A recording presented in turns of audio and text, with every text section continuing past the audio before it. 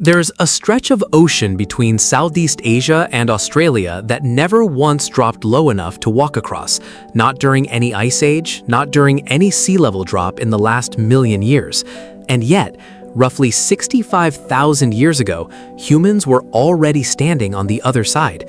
No bridge, no shortcut, just open, deep water in every direction, as far as anyone could see. So how did people with no metal tools, no written language, and no prior experience of open ocean navigation deliberately cross a distance that modern sailors still respect today? Here's what makes this genuinely strange.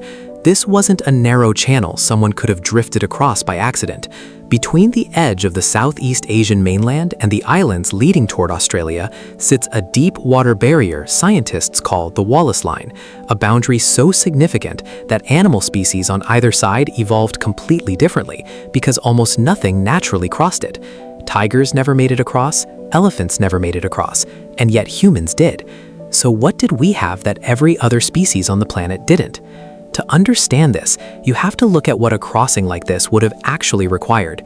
This wasn't one short swim or one lucky raft ride. Archaeological evidence, including artifact layers at Magic Beebe in northern Australia, dates human presence there to at least 65,000 years ago, some estimates pushing even earlier. Reaching that point from the Asian mainland required crossing multiple stretches of open water, some estimated at over 70 kilometers wide, even accounting for lower sea levels during that period. That's not a channel you cross by waiting or by clinging to floating debris. That's a distance that demands a vessel, a plan, and enough people surviving the trip to actually establish a population on the other side. But here's where things get strange. If this crossing required real boats and real planning, why does so much of the story get treated like an accident, like early humans stumbled onto a raft and Australia? The truth is more deliberate and more impressive than that.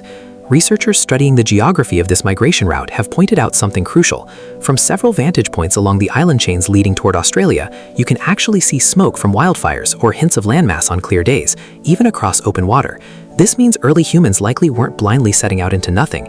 They were island hopping, using visual cues across a chain of islands, some visible from others, to make repeated, shorter crossings rather than one impossibly long voyage. Then scientists discovered something that reframed how intentional this migration really was.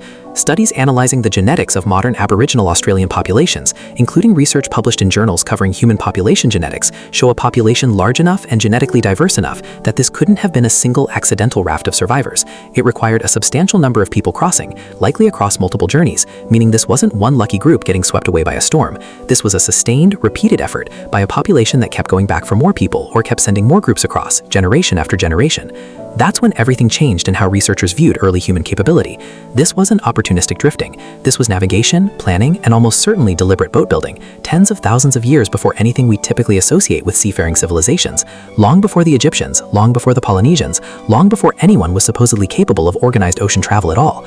But the real mystery is what kind of vessel could have actually survived a crossing like this. No boats from this period have ever been found.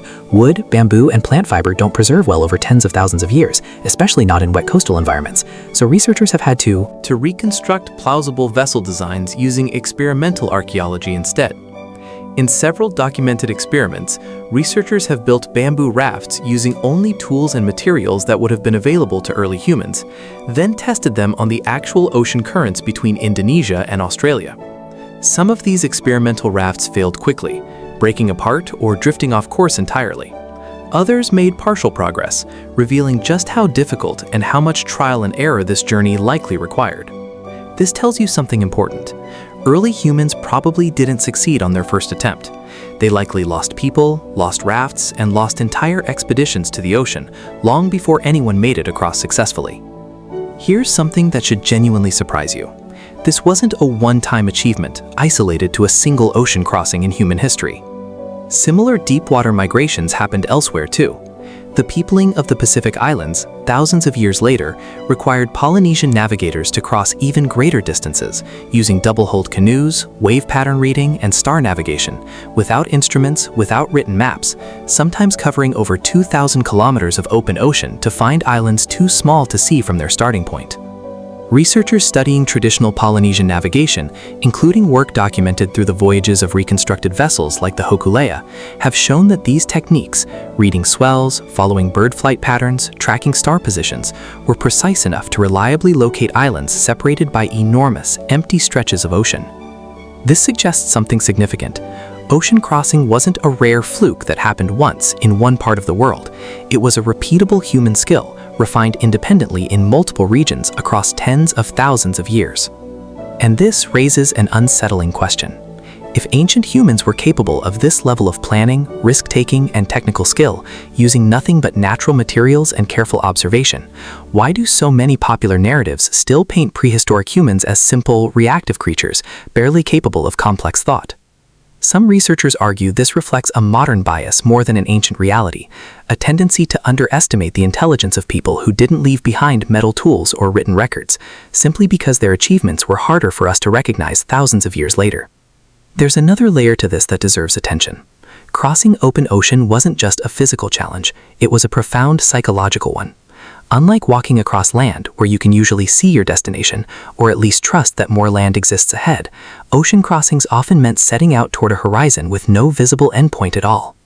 Some anthropologists argue this required a specific kind of cognitive leap, the ability to trust in something you couldn't directly observe, based on secondhand information, stories from other travelers, or subtle environmental cues like drifting vegetation or bird migration patterns. That is not a small mental step. That is essentially an early form of abstract reasoning, betting your life and the lives of everyone with you on an idea rather than a certainty. So maybe the real story here isn't just about boats, currents, or navigation skill. Maybe it's about the specific moment early humans became willing to risk everything on the unseen, trusting a pattern, a rumor, or a flicker of smoke on the horizon over the safety of solid ground beneath their feet. Every ocean crossed since then, every migration, every voyage into the unknown that built the modern world, traces back to that same original decision, made by people with no instruments, no maps, and no guarantee they'd ever see land again. Not luck, not accident, just an extraordinary, quietly terrifying willingness to trust the horizon long before anyone had a reason to believe it would trust them back.